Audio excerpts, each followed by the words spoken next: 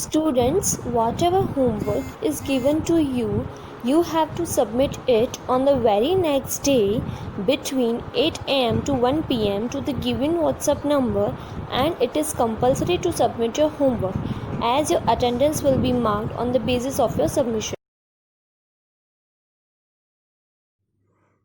नमस्कार विद्यार्थी मित्रों, आज हम लोग standard 9th subject Hindi lesson number जो 8th है,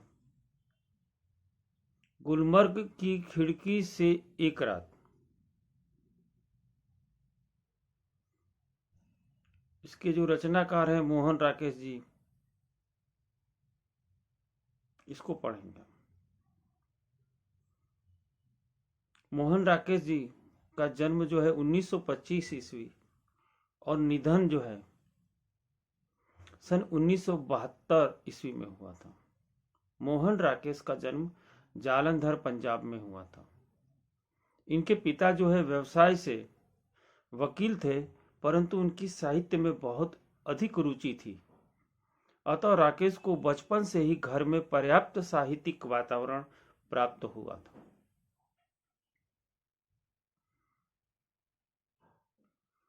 मोहन राकेश जी कुछ समय तक सारिका कहानी पत्रिका का सफल संपादन इन्होंने किया। बाद में स्वतंत्र जो है लेखन करते रहे। कहानी लेखन के साथ साथ इन्होंने उपन्यास और नाटक भी लिखे थे। इनकी प्रमुख रचनाओं में इंसान के खंडहर, नए बादल, एक और आदमी आदि कहानी संग्रह तथा अंधेरे बंद कमरे, न आने वाला कल प्रसिद्ध उपन्यास भी है। आषाढ़ का एक दिन, हमारे 10th में यह लेसन है आषाढ़ का एक दिन, जिसके प्रमुख पात्र कालिदास जी हैं। आधे अधूरे तथा लहरों के राजहंस इनके प्रसिद्ध नाटक हैं।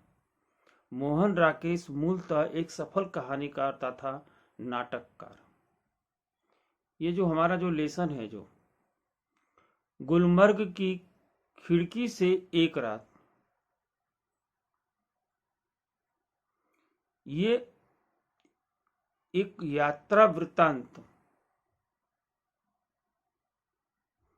इसमें लेखक ने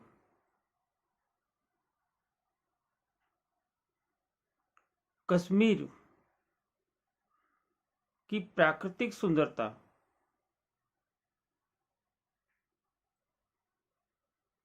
का अकल्पनीय सौंदर्य का वर्णन किया। ये जो गुलमर्ग की खिड़की से एक रात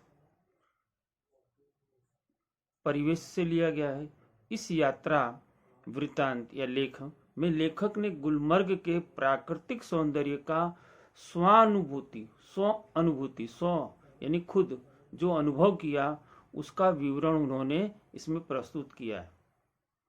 गुलमर्ग का सारा वातावरण इनको अपने में समाया सा लगता है।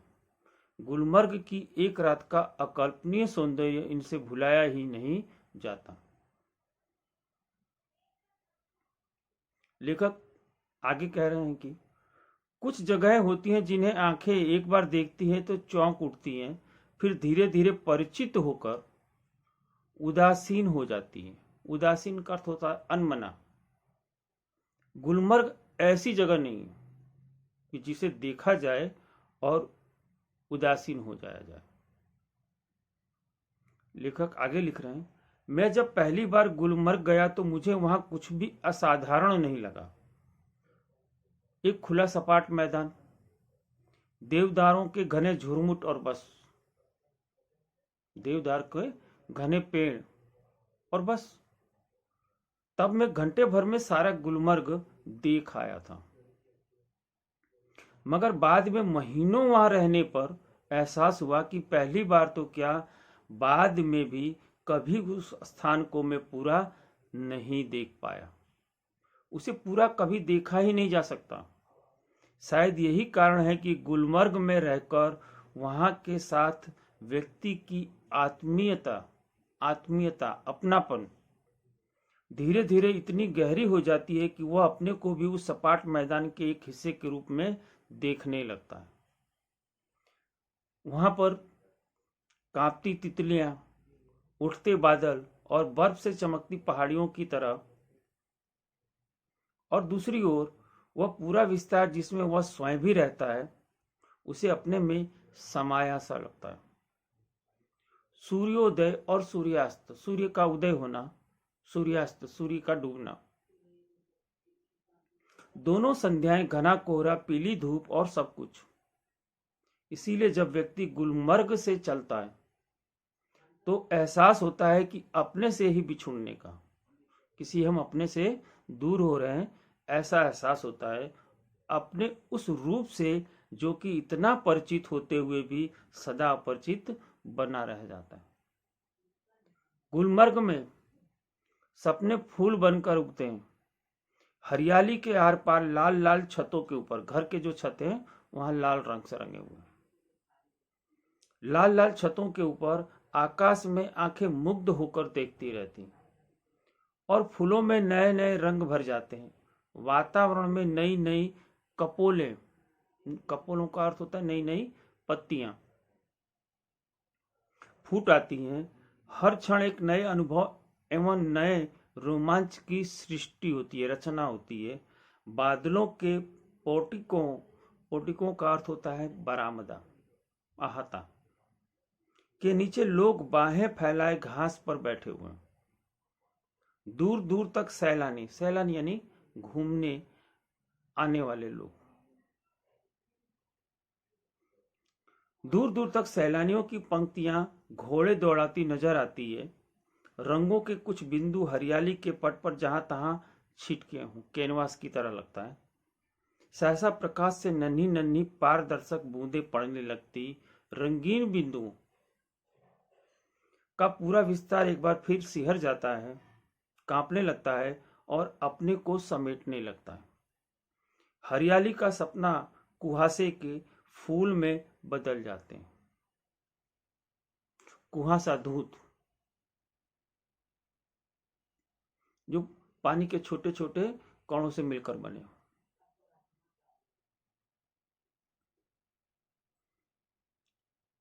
मैदान सुरमई आभा ओढ़ लेता है। सुरमई, हल्के लाल रंग से वातावरण पूरा रंग जाता है। अब चारों तरफ धुंध ही धुंध है और बेबस होकर फैली पगडंडियों की पतली पतली नरम बाहें। पगडंडियां, कच्चे टेढ़े मेढ़े रास्ते। जब तक बादल बरसेंगे बाहें फैली रहेगी, ऐसे ही कोमल, विस्मृत और निढाल। आगे मोहन राकेश जी लिख रहे हैं कि सूरज चमकेगा तो फूल में से नया सपना जन्मेगा। आकाश में बादलों के नन्हे नन्हे दीप जो है इधर उधर भटकते फिरेंगे। भेड़ों और बकरियों के रेवड़ पगडंडियों पर टक जाएंगे। रेवड़ का अर्थ होता है झुंड, समूह। दिन तब रात की प्रतीक्षा करता सा प्रतीत होता। रात आएगी तो सब कुछ खामोश हो जाएगा, मैदान की वह खामोशी भी जो दिन के समय इतनी वाचाल होती है। वाचाल, मुखर, समानार्थी है, और इसी का अगर विलोम कर लें वाचाल, तो उसका विरोधी होगा मुक। गुलमर्ग की वह रात मुझे कभी नहीं भूलेगी। मैं होटल की खिड़की में खड़ा था। दूर, बहुत दूर सामने से एक बरसती घटा मेरी तरफ बढ़ती आ रही थी। मैं प्रतीक्षा कर रहा था कि कब वह मुझ तक पहुंचे और मुझे अपने में लपेट ले। बरसती घटा में घिर जाने से बड़ा सुख मैंने बहुत कम जाना है। घटा ऊपर से घिर आए और व्यक्ति को छोटा कर कर उस पर छा जाए, यह इससे अलग स्थिति है। और इस बार आती हुई घटा का हर संकेत मेरे सामने था और मैं उसके बराबर का होकर अपनी खिड़की में खड़ा उसे बुला रहा था, बादलों को। आ। मैं, मोहन राकेश जी कह रहे हैं कि मैं उन बादलों को बुला रहा था, प्रकृति का आनंद ले रहा था। मैं तुझसे कमजोर नहीं हूं। हवा तेज थी, मगर घटा तेजी से नहीं बढ़ रही थी। हालांकि तूफान बहुत उठा हुआ था, बार बार जोर की गरज होती थी जिससे धरती और आकाश की सिराएं कांप जाती थी। शाम का समय, अंधेरा हो रहा था। ऐसे में अचानक बिजली कड़कती है, और अंधेरे में अगर बिजली कुछ क्षण के लिए चमके तो सभी जो दृश्य है वो सादृश्य हो जाते हैं, हमें दिखने लगते हैं। उसी की यहाँ पर कल्पना करते हुए कवि कह रहे हैं, लेखक कह रहा है कि जिससे धरती और आकाश की सिराएं कांप जाती थी, बार बार सामने के चित्रपट चित्रपट चित्रपट यानी दृश्य, चलचित्र ऐसा चित्र जो चलता हो यानी फिल्म, चित्रपट ऐसा चित्र जो पट पर लगा हुआ। तो चित्रपट पर बिजली कौंधती थी और प्रकाश का वह भयानक विस्फोट हर चीज को नंगा कर जाता था। शाम घिर आई थी, सभी चीजें दिखाई देना बंद हो गई थी, और ऐसे में अचानक बिजली चमकती थी, और बिजली के चमकने से जो प्रकाश होता था उसमें सभी चीजें अचानक ही दिखने लगती थी। मैं खुश था कि थोड़ी देर में ये बूंदें मेरे ऊपर भी बरसेंगी, बिजलियों का यह कहर मेरे ऊपर भी टूटेगा। मैं बाहें फैलाकर सामने से उसे अपने ऊपर लेने के लिए तैयार था, मगर अचानक हवा रुक गई। बढ़ता हुआ तूफान जहां का तहां ठिठक गया, और दूर ही पर कटे पक्षी की तरह, पर यानी पंख, किसी पक्षी के अगर पंख काट दिए जाएं तो वो फड़फड़ाता हुआ नीचे गिरेगा। ठीक उसी तरह से पर कटे हुए पंछी की तरह जो है वो बादल दम तोड़ने लगे। बिजली की सांस रुकने लगी, मेरी भी, क्योंकि हवा के रुक जाने से मुझे भी बहुत ऊंचे आसमान से नीचे आना पड़ा था। लेखक जो कल्पना कर रहे थे उस कल्पना को छोड़ना पड़ा। तूफान का जोम उतर गया और उसके साथ मेरा भी। मैं उसके बराबर का कभी नहीं हो सका। वे ऐसे क्षण थे जो जीवन में 2-1 बार ही आते हैं। गुलमर्ग में रहते हुए ऐसे क्षण हर किसी के जीवन में किसी न किसी रूप में अवश्य आते होंगे। तभी तो मुद्दत यानी लंबे समय तक, अधिक समय तक वहां रह चुकने पर भी कोई आकर्षण व्यक्ति को फिर खींचकर वहां ले जाता है। वरना वहां क्या है? एक खुला सपाट मैदान जहां ज्यादा से ज्यादा गोल्फ खेली जा सकती है। व्यक्ति क्यों बार बार वहां जाना चाहता है? क्या गोल्फ खेलने के लिए? प्रश्नवाचक चिन्ह है कि व्यक्ति वहां बार बार क्यों जाना चाहेगा? क्या गोल्फ खेलने के लिए ही? नहीं, उस वादी की प्राकृतिक आभा, प्राकृतिक छटा जो है इतनी मनमोहक है, सुंदर है, हर पल बदलती रहती है। इसलिए जितनी बार हम उसको देखें ऐसा लगता है कि हम उसे बार बार कुछ नया देख रहे हैं। इसीलिए लेखक ने ऐसा लिखा हुआ है। आशा है विद्यार्थी मित्रों आप सभी को ये लेसन समझ में आ गया होगा।